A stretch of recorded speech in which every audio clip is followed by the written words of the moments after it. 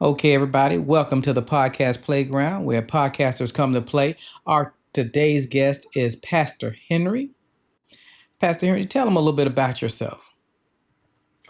Hey, nice to meet you all. Thanks for having me, buddy. We tried it a few days ago and we rescheduled due to some technical issues, but it's a pleasure to be back on.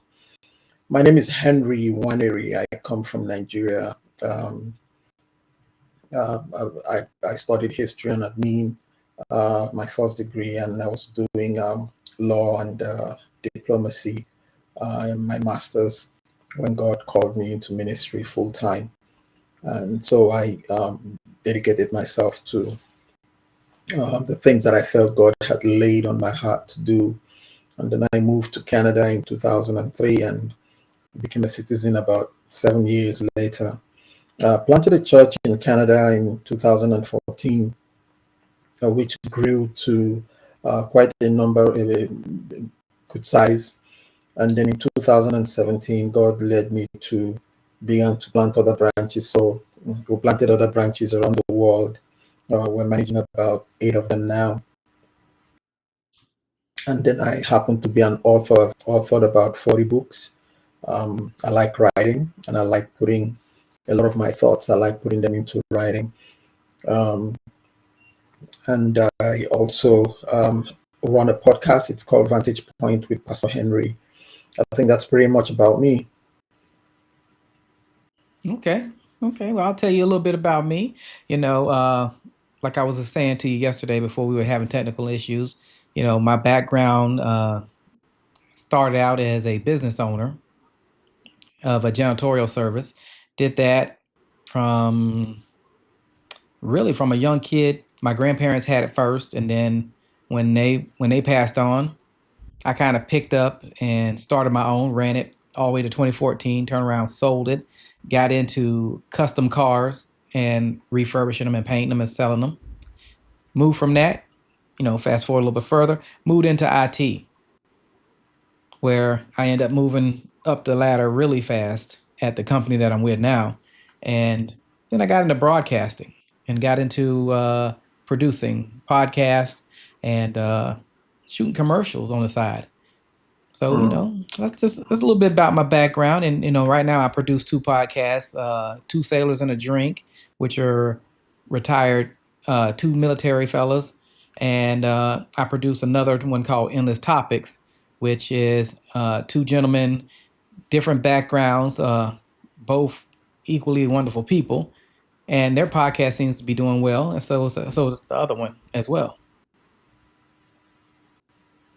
So, that's Very just the good. journey in starting the podcast, you know, because most people don't start a podcast where we're at when we started ours, because I have a whole production studio here at my house, whereas most Mm. people start with a cell phone or they start with one of those little blink cameras, because you can start a podcast with almost anything. Yeah, yeah,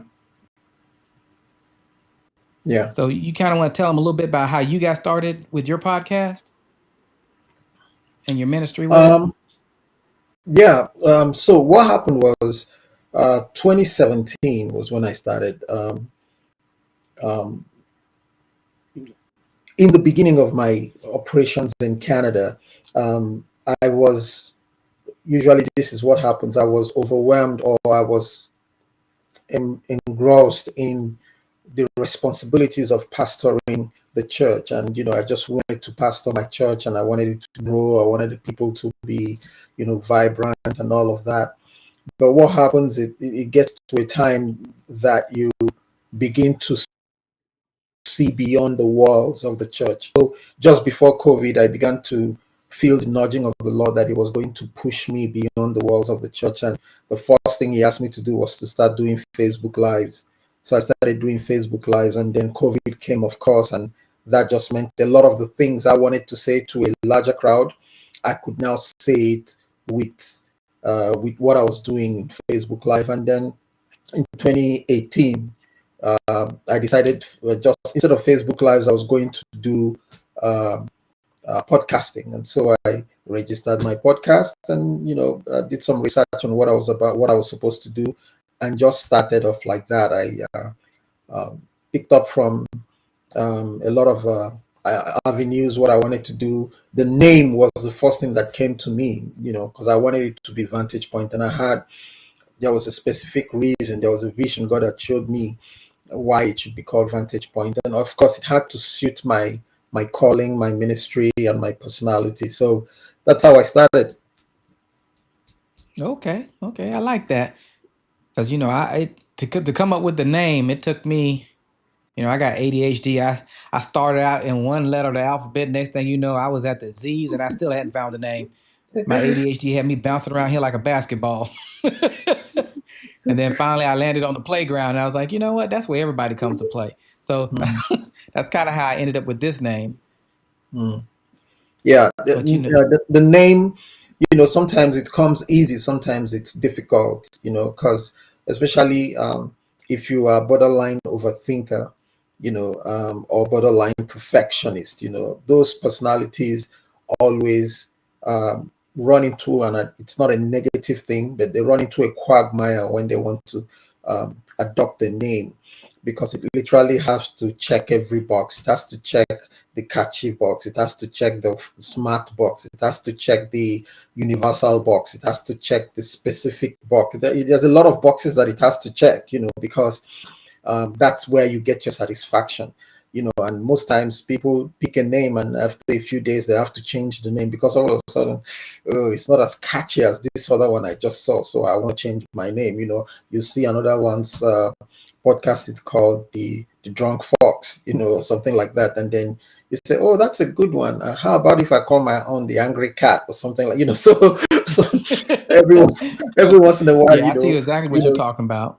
yeah, yeah, yeah. But Yeah, mine is because Vantage Point. I knew it was going to be Vantage Point, and I've not had a second thought about it. It's a long name. The full name is long, so, but one of the things I do about names, it's got to inspire me to do what I want to do, but it's got to remind me what I wanted to do from beginning. So the name is important to me. When I say Vantage Point with Pastor Henry, it inspires me, it keeps me in check to go in the path that I should go, but it reminds me why God gave me the venture of a podcast. And you know at some point you're going to have to make the decision what is more important for you with whatever you do, and that's what I did with podcasting.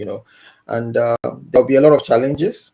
Everybody will face those challenges like you were saying earlier on, but you just have to figure it out and keep going.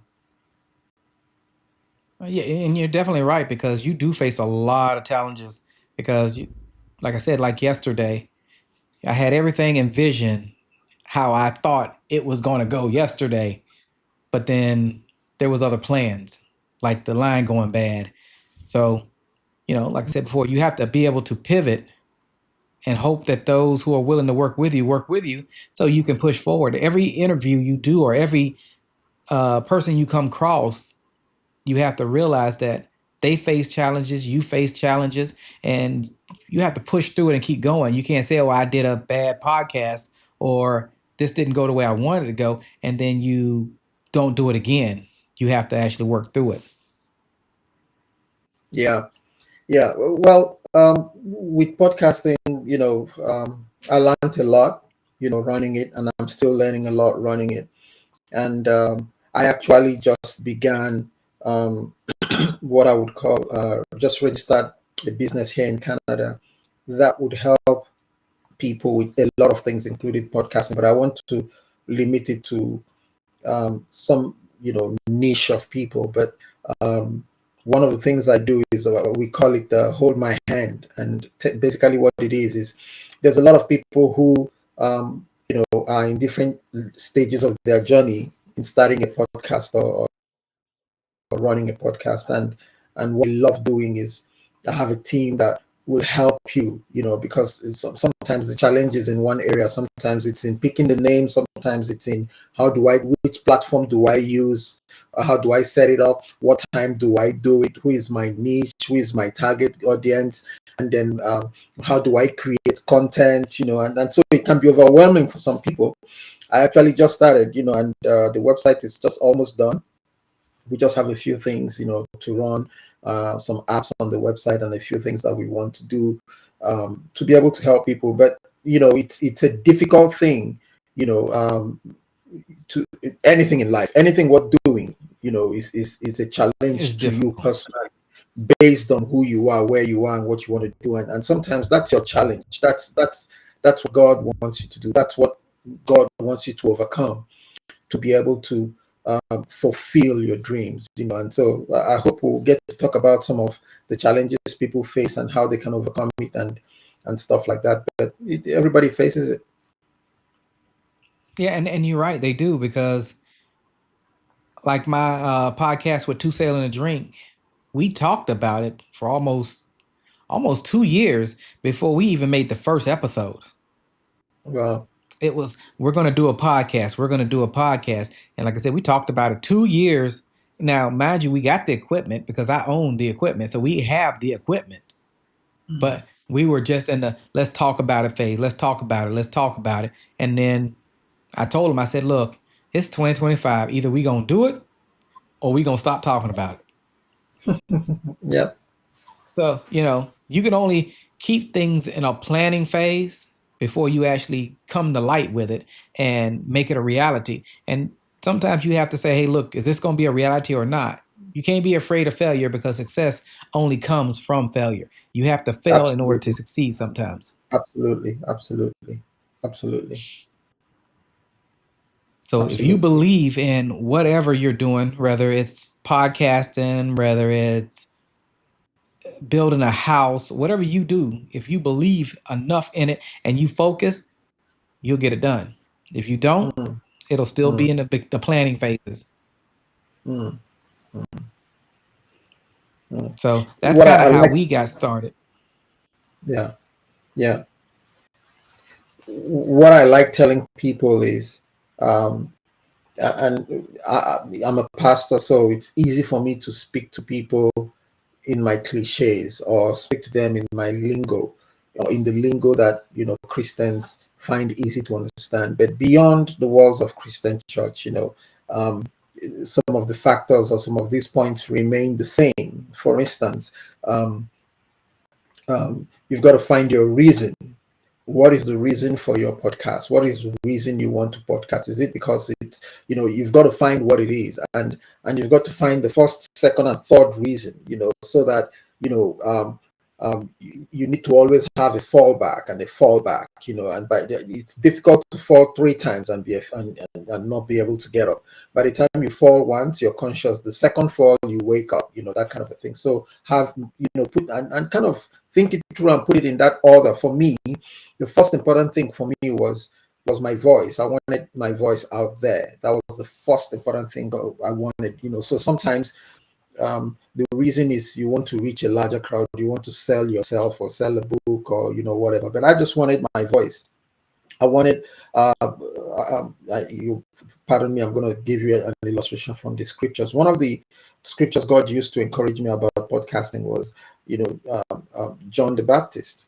The Bible says in John chapter 10 that before John, there was nobody greater than John. John was the greatest one to live. That's what the Bible says.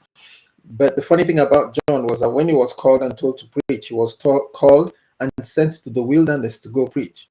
And the Bible says he called himself a voice in the wilderness. The Bible calls him two or three times a voice in the wilderness.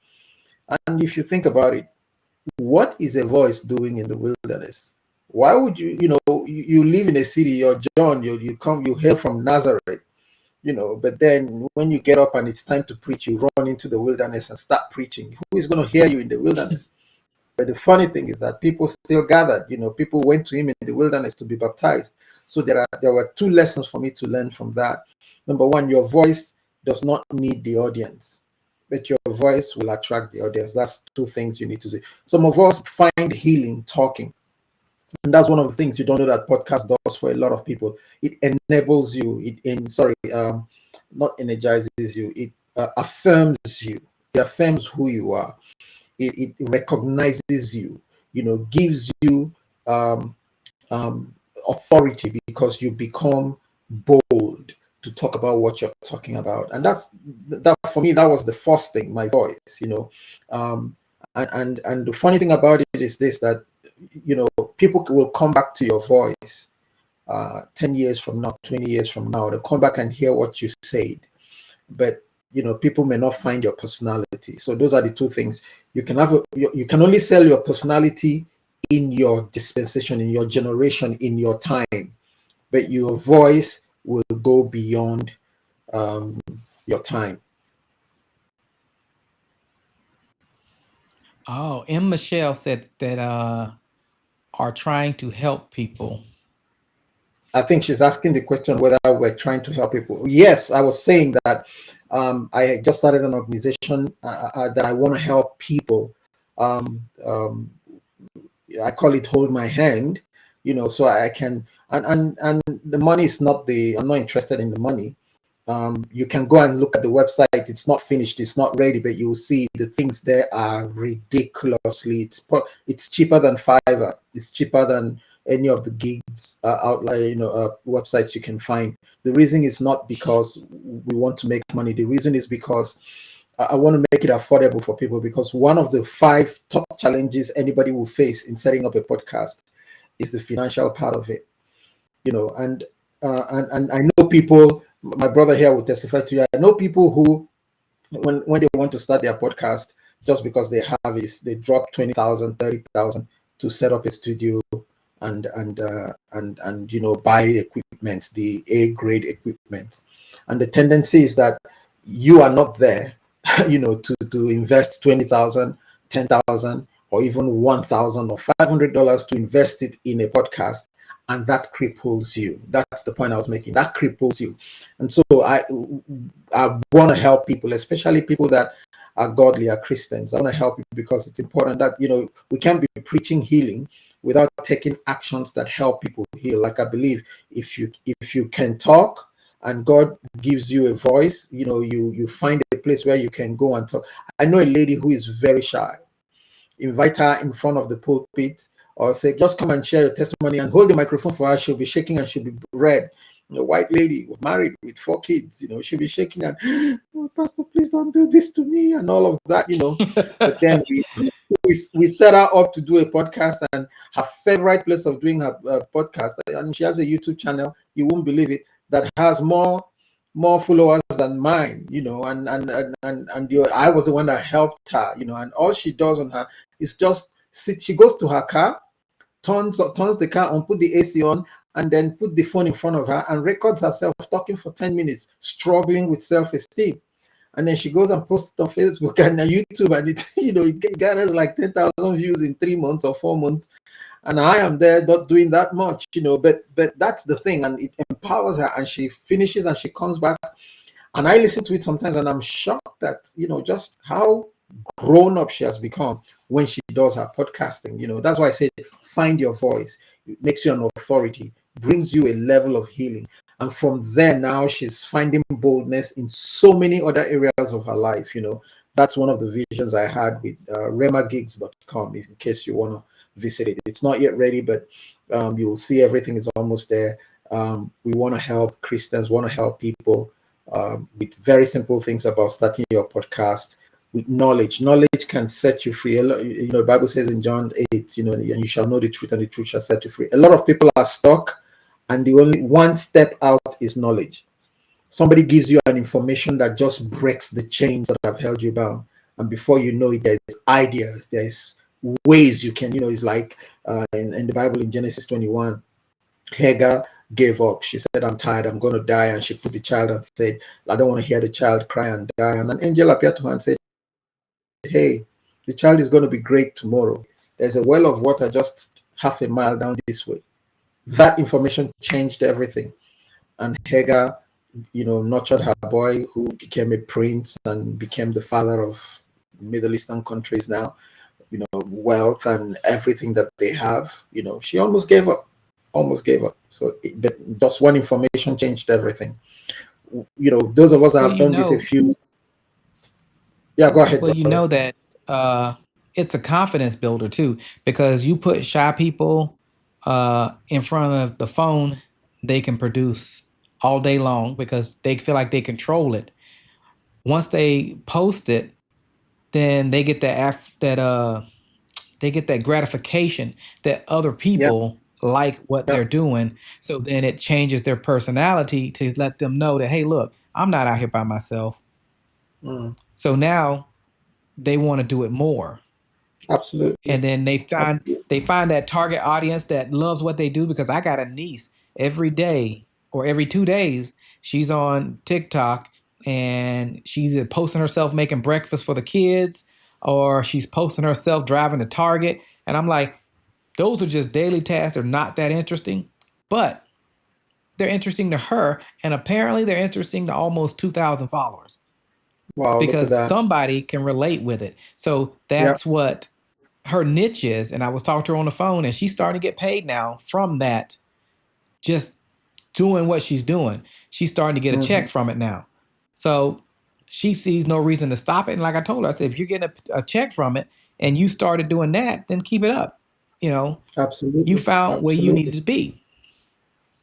And starting a podcast is the Absolutely. same way. You know, you don't need $1 million setup. You don't need a $400 setup. You got your setup right there every day with you.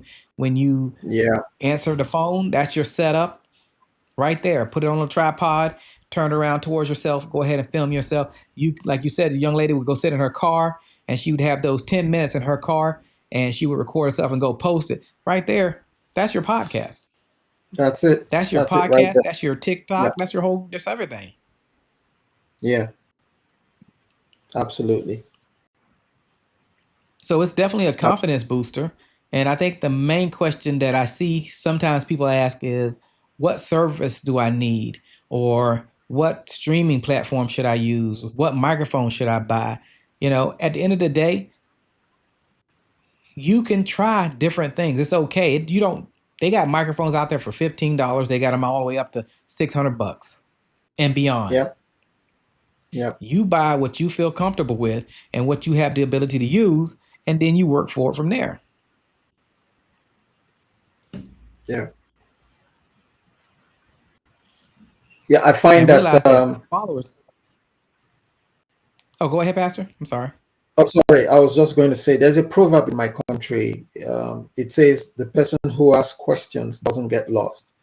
You know, um, and one of the things that's taught me is, if you ask for direction early, you don't waste gas and time. So sometimes, and I'm not saying you must. One of sometimes I challenge myself to try and remember the route. Without asking for direction again. And I've grown to the point where I can go anywhere the first time. Being led, and then go the second time without any direction. I don't need GPS. I don't turn the GPS on in the car, driving through anywhere in town or going whenever I travel. But the proverb is, ask for direction early and you wouldn't waste time roaming about. And sometimes, because we don't ask, we don't receive. Because we don't ask, we don't learn. Because we don't ask, we don't discover. Instruction, revelation, direction. Those three things: instruction, revelation, and direction. Um, um, if you take the initials, you can call it READ, RID. Revelation, instruction, and direction. Um, uh, come from asking. Your questions will release these three things to you. It will release revelation, it will release instruction, it will release direction for you. And it can just set you free from being stuck, it can set you free from fear and intimidation, it can set you free from mental block, it can set you free from mediocrity and limitations that you put on yourself. You know, um, if you ask questions, you'll get answers. Just know that. Just the question you may ask is, who do I ask? So here's how you learn who to ask. Learn to start asking people that won't cost you until you ask people who will cost you. Don't be afraid of asking those who will cost you. And because of that, you don't ask people who will cost you. There are people that can give you free information. Because you think everybody's going to charge, then you don't ask. And then because you don't ask, then you don't receive. So start from the people who will give you information without charging you, a little help, until you now that you get to a point where you realize there is information I need, and I'm willing to pay for it. You understand that? Once you start attaching value to the information you need, then you're willing to pay for it because that's what's going to get you to where you're going to go to. But look for cheap ones, look for free ones. Don't be ashamed or afraid of adding free at the end of your search on Google. Whatever you're searching for, just put the word FREE, enter, At and the then end of it. see what it offers you. Well, because you never know. I mean, like you said, people are afraid to do something because they don't want to be charged for it when they're just Yeah. starting. But let me tell you, yesterday, when I was having those troubles, in order to come to the answer for those troubles, I went to another streaming service just to see what was it this platform or was it going to be was it secluded to just this platform or was it my actual network? So I joined Mhm. the other platform. It said free. So I joined it and it gave the same error message that I was getting with this one that when we were trying yesterday. So then I had to start checking out other sources to figure out what the problem was. But had it not been free, I wouldn't have wanted to pay to test a theory. Yeah. But Yeah. from what I'm noticing, I went through 4 different ones yesterday and all 4 of them said free trial. So if you're truly interested in doing something, look at all these platforms. They all offer a free trial. Try that free trial, and if you like what you're doing, then go out there and show the world. Everybody has a target audience, but you don't know what your Yeah. target audience is until you do it.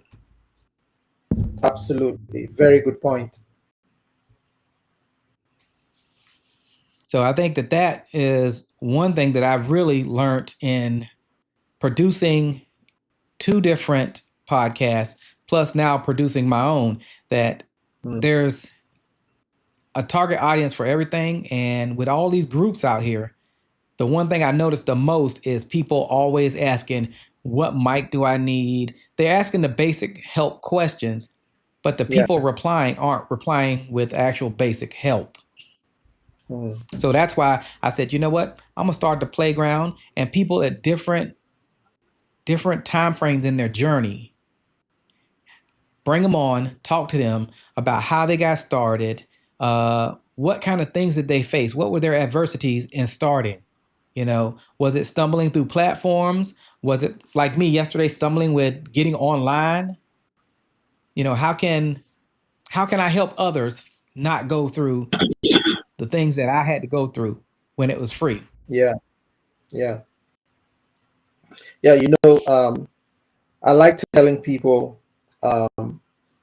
there are 4 problems. The first level of issues are going to be divided into 4.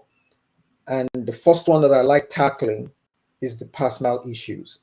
Your personal problems are the ones that you have to tackle first. If you don't defeat yourself, if you don't defeat your personal problems, you will not be prepared to defeat the other obstacles and hindrances that will come against you. So I like dealing with the personal challenges first. And let me list a few challenges that you're going to face, in setting up a podcast. Number one, you need to be settled. If you're not settled, you cannot build a consistency to run a good podcast. One of the things about podcasting is just keep loading up videos.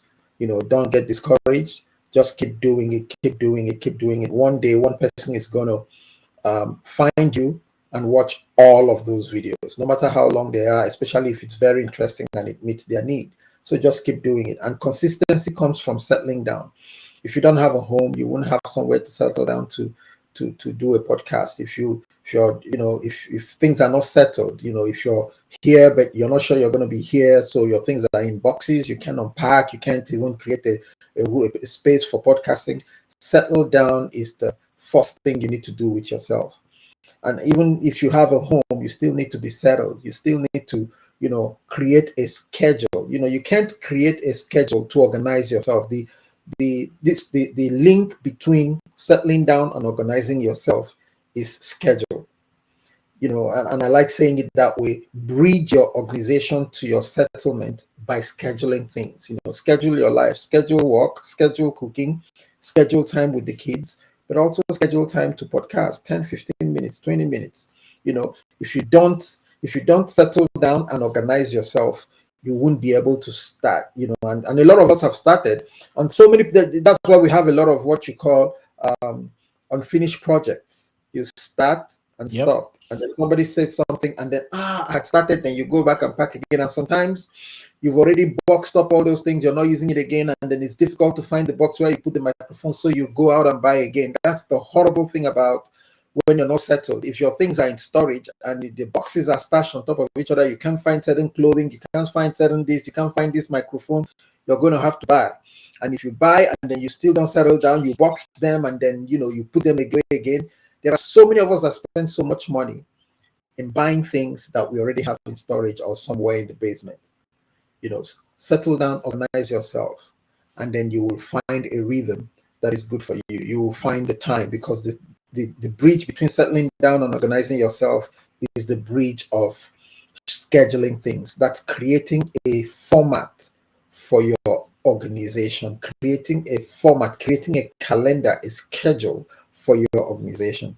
And when you do that, give yourself 10-15 minutes. That's when you will begin to be able to measure your growth. You do it 10-15 minutes, and then people will say, oh, I think you're using just your phone and no microphone. Why don't you plug a mic? Why don't you find a quiet place? Why don't you get a background? Or you're just doing audio. Why don't you do video? Those level of growth come from people who are settled and organized. That's when you can notice it. AI does that for you now. You can go to the back end and look at analytics of whatever you're doing, because it's organizing it for you. It's settled. It's there. It's working out. Everything you do, Yeah. it's there. It's never off duty. That's what it means. Yeah. Plus, it's some of the things you can't refute, because when you see the stats in the reports that you can go look at, it tells you what percentage of people are looking at what, whether it's uh, male, females, ages 20 to 40, Yeah, 13 to whatever age. It tells you what your bracket is that you're hitting. So you don't even have to guess that. It's right there in black and white. It tells you how much of the videos somebody's looking at. It tells you whether they're watching your whole video or they're watching so many seconds of it, so many minutes of it. It tells you what's your longest watch video, your mm, most watched video, and the one that they actually watched the longest. Because sometimes you have a lot of viewers, but but they're not watching the whole thing. They're only watching a very little bit of it. And if they click on it, that's a view. So that's not what you need to chase. You need to chase the actual completion of people actually mm. watching the whole thing. That's what you chase. But sometimes, it's all about views, which is what, the all the platforms are about. You get so many views, you can't go live till you get 100 followers. You get 60 Yeah, subscribers, you can go live on certain platforms. So it's just finding that platform, building it, and then going live on it. And you, like you said, you might have 2 followers, you might have 1 subscriber, but keep doing it. Somebody else is going to see it, and then they'll subscribe, and then so on and absolutely. so on and so on. It just depends on, are you willing to keep at it to get to that point? Because success for nobody is built overnight. It's built over time. And success is different for everybody too, because what one person views as success is totally different than what the next person views as success. Yeah. So I wouldn't get caught up in having a whole bunch of followers or having a whole bunch of likes. I would get more caught up in the content that you're going to put out, because if you like what you put out, then others will like what you put out as well. And it's just finding that niche for it to hit, so you'll get those people who like what you put out. Yeah, I find that it's a challenge, an obstacle, and then a discouragement. If you look at um, um, how many followers you have. For instance, as an author, I belong to a few author groups on Facebook, and one of the things, the biggest complaint I always have is I've written a book and I've made only 1 or 2 sales, and so there are 2 things that follow that. And this is what I always tell people. The first thing is to set proper expectations. Somehow you expected that you were going to be a multimillionaire bestseller from writing your book. And I'm not saying don't have that kind of expectation. I'd rather have it as a goal, not as an expectation. An expectation is a Correct. hope that you haven't walked towards. A goal is a hope you are walking towards. Whether you make it or not is different. You're walking towards it. Set goals, not expectations. You can be disappointed by goals because you're still pursuing it, but you can be disappointed by expectations because you're waiting for it. So take note of that. And then the other thing is just as a writer, the first book I wrote, I think it took me 2 months before I sold a copy. Took me 2 months. The first book I wrote about 4 years ago took me 2 months before I wrote sold a copy. And the funny thing was, I wasn't selling. I wasn't trying to market it. And it's on a topic that I'm very slow to talk about. It's on relationships. And for some reason, I love talking about relationship. I have a very fascinating, in-depth knowledge on relationship. Actually, I just released another new book yesterday. I titled it "Don't Chase Me, Choose Me," and I'm trying to prove I that like that title. yeah, one of the biggest problems we have in our modern day dating is that we only turn people on when we chase them, and we men are only turned on when we are able to chase women. And sadly, I don't want to go there, but I have an in-depth, a very deep revelation on relationships, but I'm slow to talk about it. So when I wrote the first one, I didn't want to talk about it. But guess what? I had ordered almost 500 copies of it to my house, and I had given out about 10, 20 of it as gifts. And then I was invited to preach somewhere one day, and my eyes were open. Guess what? I took 100 copies, and while I was preaching I love talking about prayer. I mentioned some things on relationships, and then when I was going, I went to the back to pack up whatever books was left. There was none. All 500 copies were gone. All 500 copies were gone. And that opened my eyes. I'd hate to say it that way, but I failed selling online, but I sold in person. And ever since then, I don't travel without my books. I pay for luggages. I take one shirt and one pant, but I make sure I'm carrying a suitcase load of all different books. And most times, if you speak well, you will sell everything. Before, oh wow, he was so good with this, and then they just rush. I've seen one person pick one copy of at least 20 different books from my table. I've seen it not once, not twice. And it's fascinating. But it came after years of writing, and sales were slow. And I didn't go the normal route of advertising, and I'm going to do all that. But the instruction when I Hmm. started writing was, God said, create a repertoire, a library of your books. Then you will see people rush into it. Same thing with the podcast. Just keep being faithful, and then one day it's going to explode.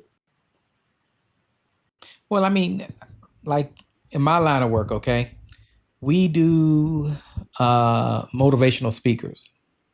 We have a lot of them come through, and they get books. We have a book club at work, and I noticed that a lot of the motivational speakers come through, and that's the first thing they say: be well spoken, Yeah, because well spoken people gravitate to, and if they can gravitate to you, then they want to know what you're talking about because they know you have a journey, and they're more interested in the journey that you're putting out in that book as well as the journey that you took to get that far, hmm. which is what podcasting is. It's a book. You're writing a book depending on whatever you're writing it on, whether it's relationships, whether it's on daily topics, monthly topics, weekly topics. It doesn't matter. It could be on politics, whatever it is.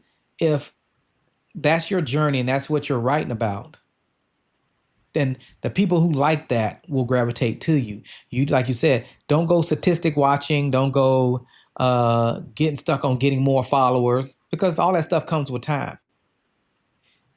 And everything you Yeah, sell online, which is right now the way of the world, doesn't mean that in person it's going to move. But then again, in person, you can go set up a podcast live, and you'll have a group of people who will be all over it. They'll chill Yeah. you on, and then you'll get a bunch of followers. So it's all kinds of ways that this thing can work. It just depends on the person trying to make it work. Yeah. Yeah. It's very interesting to see, you know, um, because again, basic knowledge, First Corinthians or Second Corinthians chapter 12 says, don't compare yourself with other people. And it's possible, it's very easy to make that kind of mistake. Um, you can learn from others, but don't compare yourself to or with others. Don't compare, because what happens is you put unnecessary, undue pressure on yourself. You should learn to grow at your pace, but learn to be pulled by those who are growing a lot faster. It's one of the most precarious things you will do in life, to balance push and pull. Sometimes pulling can be destructive. It can be exhausting. It can be exhausting in the sense that you're not running at your timed and planned, consciously intentional pace. You're running at somebody else's pace, and it can drain you. But when you're pushing balances with the pulling, then you find an equilibrium of velocity and momentum in things of life that would bring you to the place where you're supposed to go without tiring you out, without draining you.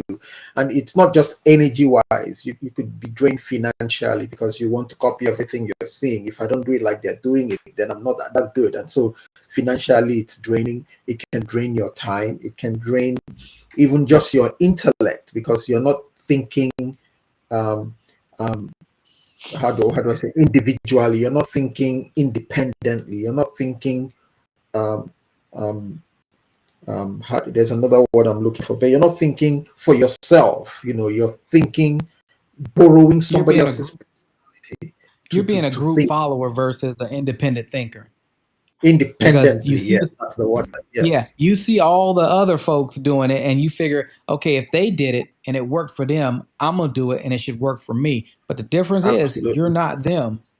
You're you. So you have to just do whatever idea you come up with, you have to just do it. If somebody likes it, that's cool. If they don't, that was not your thing. That Hmm. was not their thing.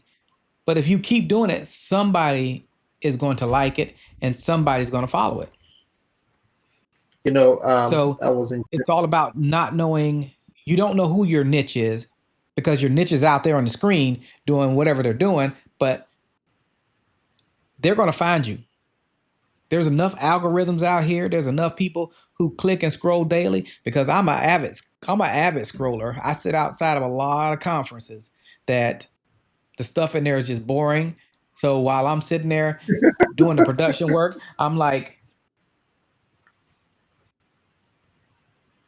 so I go through a whole lot of videos in the course of a 12-hour day.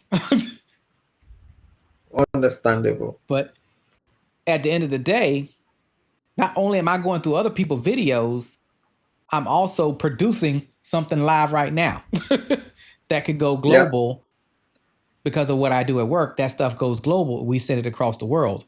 Sometimes we have as few as 20 viewers. Sometimes we have 10,000 viewers. It depends on where we're sending it and how many people's watching. Yeah.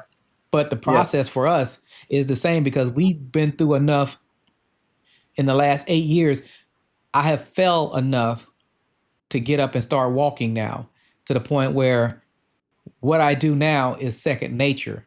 When I come to work, I know we need to pull out the cameras. I know we need to get them tested, check the switcher, check the audio, make sure we got a disc to record it on, check the recording, make sure we can hear it, it's clear, do a test call 2 days prior. The list is endless that we run through as far as a checklist to make sure that we get what they want and we don't have to give an excuse in the end. But I Hmm. had to fall a lot to get to that checklist. I didn't just start at that checklist. Hmm. You know, I was in Jamaica in a hotel one day, and there were people under a coconut tree, and usually, they get you coconut fresh, they let it fall down, and the guy cuts it in front of you there, and all of that. So I was watching, and I knew I was going to go out later and get coconut as well, But I was watching people through my window, and they were getting their coconut, and I learned a huge lesson from just watching people, get their coconut. So, you get there, you tell the man you want coconut. He looks at, there's five, six of you. You say, okay, let's look for a tree where they'll find ready ones. And then he goes, and there's a way they shake the coconut, shake it, shake it. You want it that there are tables with coconut, but you want the one that falls, right? You kind of the fun in it. So he shakes it, and then a bunch of coconut falls, and then he lets you go pick it. So the funny thing, the lesson I was learning was this: that there was once he shook it for a couple, the thing fell right in front of them. They picked it up, looked at it. Yes, they gave it to him. He started chopping it, and then cut the top off. They drank, put their straws in it, drank it. Then he started. Oh, they had fun. Then he called the second couple. They came, and then he shook the thing. The thing fell down, rolled, and kept on rolling to the water at the beach. And then the fun in it is you go get your coconut. So they started running after the coconut. They got on the beach. Their shoes got sandy. They took off their running shoes and started running, following the coconut to the water. And they grabbed the coconut, came back all the way. It was a simple, fun thing, but I was learning a lesson from it. Then the third couple that went there, the guy said shift. They shifted that way. Then he looked at it. No, no, come back this way. They came back this way. He shook the coconut. It landed almost on the head of the one guy. And I was just learning from it how far your coconut falls from you, or how close it falls from you, will be different from how it falls for somebody else. But it's your coconut. It is your coconut. Don't say it's not mine because it didn't fall this close. And let me put that in practical terms for you. You can do literally what anybody has done to succeed, and you won't get the same result. Don't let that discourage you. You can invest money, buy this, do this, get these speakers, and you don't go viral. That's one way people measure success these days: going viral. How many people watch your video? There are so many people who put so much smartness, put invest money, do this. I'll give you something. I like producing my work. I think he has a video of my podcast in the back there.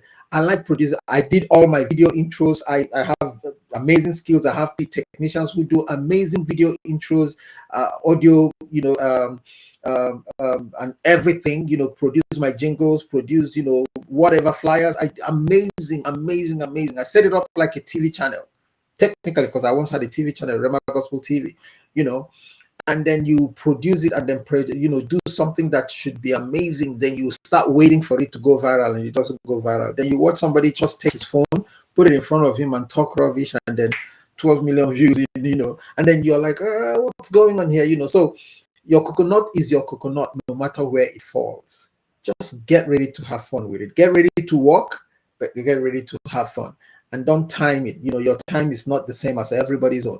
Just because in 3 months they had this, you can use that again to set a standard for yourself. But don't use that to judge yourself. That's the wrong thing. Right. Judging yourself, being negative about failures and whatever starts, but assessing yourself to push is better than assessing yourself to pull. Let the push come from you. If the stats pull you, you're going to get tired. You're going to just walk from here. Don't walk from there. That there's a difference to it. So walk to your coconut, pick it up.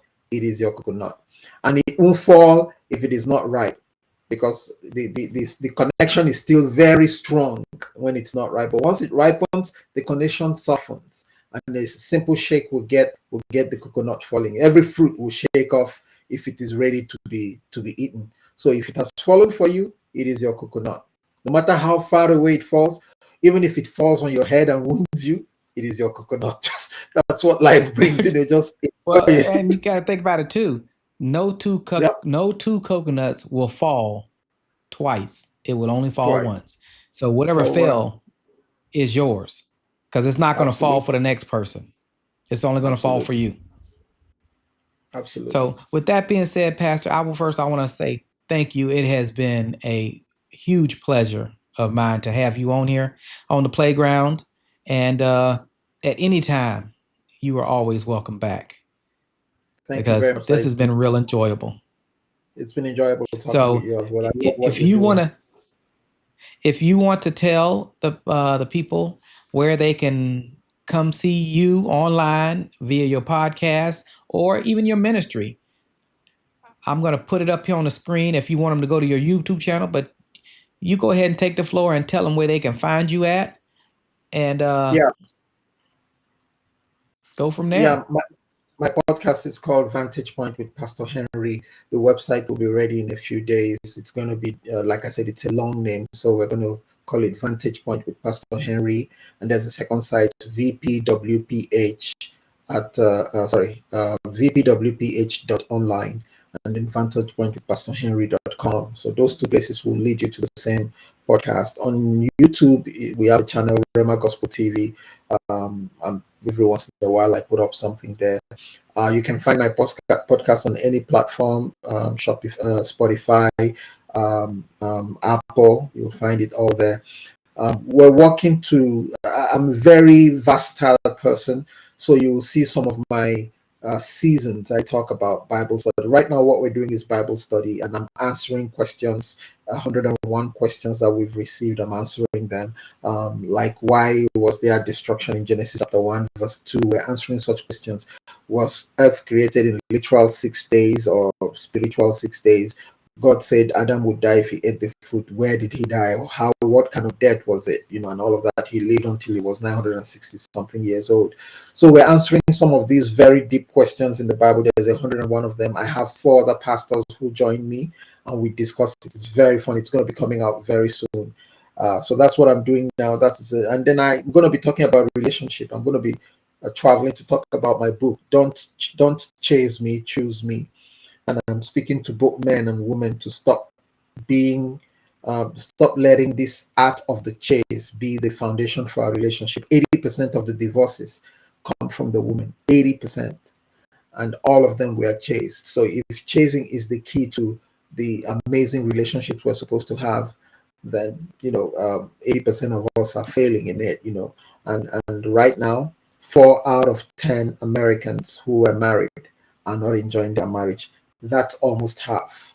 And then the other out of the other 6 that are enjoying their marriage, 2 of them have been remarried before. So only 4% of people have stayed in a relationship and are enjoying it. Only, I beg your pardon. That's crazy. In the church, the statistics are almost the same. So I'm going to be traveling and talking about that and changing a little bit of our mindset, you know, um, helping us choose how to find partners, how to find the people that will be in our lives and walk with us for the rest of our lives. And I show it from the scripture. The first thing I do is ask a question. Show me one place in the Bible, apart from Proverbs 18, where the Bible says the man is supposed to chase the woman. You don't find it anywhere. I've read the Bible through. You won't find it anywhere. It's a culture we've imbibed from somewhere, but we're going through this. So, henrywaneri.com. My books are on Amazon there, or you'll find me at booksbypastorhenry.com.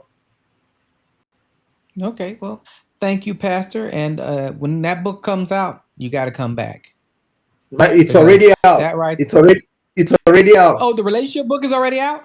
It's already out. It's live. Oh man. Well, I'm gonna have to get you to send me the link for the book because we do on one of my podcasts. We do. They talk about relationships. You Mm. know, both sides, mainly from the male standpoint because there are a whole bunch of them out there from the lady standpoint.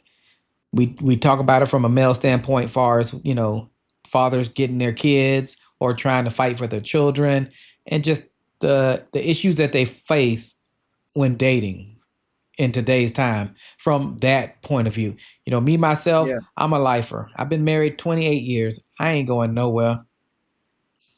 I know what I got, and I've had it since sixth grade. So I'm in it for the long haul. Let me give you a statistic that shocked me when I found it. It says that 70%, 70+% of men lose 70+% of the chase 5 years after marriage. So let me explain it to you. If there's a way you can measure the quality of or the quantity of the chase the man had when he was chasing the woman, before they got married. 5 years after marriage, 70% of them have lost 70% of that chase. Wow. That is wild. that that one shocked you. That is, So you're yeah, in the yeah. 30 You percent shocked of me. men who You can see it on my still face. I was like, whoa, that's wild. That's wild. So now I'm gonna have to talk to the fellas on that on the podcast when they're talking about relationships. I'm gonna have to turn around and say, hey, did you guys see that episode I did with Pastor Henry? Did you hear what he said about the statistics on losing the chase after marriage Mm. or and before marriage? I'm gonna say, did y'all pay attention to it?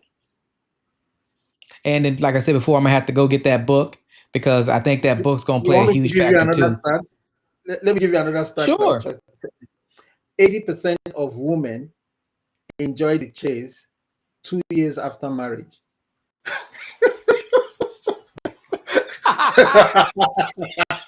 Do you get it? So you chase them and marry them, but then 2 years after the marriage is when they want to enjoy the chase. So all through the wedding, all through the chasing, it's 80% of women. That's not the peak of the enjoyment of the chase. It's 2 years after you've done the honeymoon, they've had a child. That's if technically, if you are supposed to time the chase, you're supposed to wait until they've had a child. Then you start the chase because if you do it You before and you you see in don't. the chat right here, Ramona said, "I'm paying attention." So Ramona, I know you paying attention. These are some good stats. The pastor ain't playing. The pastor is not playing. Man, oh man. Like I said, I'm looking forward to your getting that copy of your book. You know, I'm even gonna lie, I am not a reader, so I'm gonna be looking for the digital version. So that way when I'm sitting outside these conference rooms, I got something I want to hear versus something I don't want to hear. I've got the audio So version coming out in a few days, so I'll send you the link. Don't worry, I'll get you a free copy of yes, it. please do. And then like I said, when you do, I'm gonna have you back on and we can after I go through it, we can talk about what you what you put down with them stats. Because like I said, you just changed my whole look on my whole face with these stats you threw. I was shocked. Yeah, So that, with that being and said, the book, every chapter is full of stats. Every chapter, because that's the first thing I want to. I want. Here's why I went to stats. I wanted to prove that something is wrong with what we have. Something is real, and we are not seeing it. Something is really wrong with what we have. I'm sorry to take your time. I was sitting on a table. I was the only one not married on that table, and all the married men were looking at other women. All of them. I'm like, hello, hello. Didn't you all chased your wives before you married them? What's going on? In men's circles, even in women's circles, you'd be shocked at how easily, you can tell a woman who is not being chased. Let me give you this. Why do you think there are married women today who still take selfies and do fish lips? I'm sorry, I don't mean to criticize anything. no, you're good. She want that attention. Attention. Oh, absolutely. Absolutely. That's what it's about. It's about that 100% attention. It's an ego booster. It draws them in Absolutely. because look at it this way. As somebody who DJed at the strip club, fresh out of high school, right? Mm. I know this one girl that I went to school with. I never even knew she was a stripper. She sat right in class next, like 3 chairs over. She was fine. All of a sudden, I graduate. I get a job DJing at a strip club, and she working there. And I was like, Wow. I didn't know you worked here. She talking about I've been working here. I was like, oh, okay. Well, I'm new. Wow. She talking about I know you knew. So it's wild, but it's the attention. It's the attention, the money. Because if you take those two out the equation, there is no time left for you. Yeah. 99% of stuff that females do is for the attention. The eyelashes, the hair, and it might not be for the male attention, but it's still attention. It's Yeah. something that makes them feel good. It's like a guy going to the gym. A guy that goes to the gym that gets all cut, buffed, and ripped, he ain't doing it just because he wants to go see how far he can push his muscles. In the beginning, he is. But after that, when them ladies start looking at him, start lusting over him, he going for a brand new reason. He got to keep looking like Arnold Schwarzenegger. He got to keep looking all greased up like a piece of fried chicken because he want that attention too. So it all boils down Absolutely. to both parties want attention for the same reason, Mm, no matter whether it's male or female. We mm. just do different things to get it. Yeah. So like I said, I'm looking forward to this book because this going to be interesting.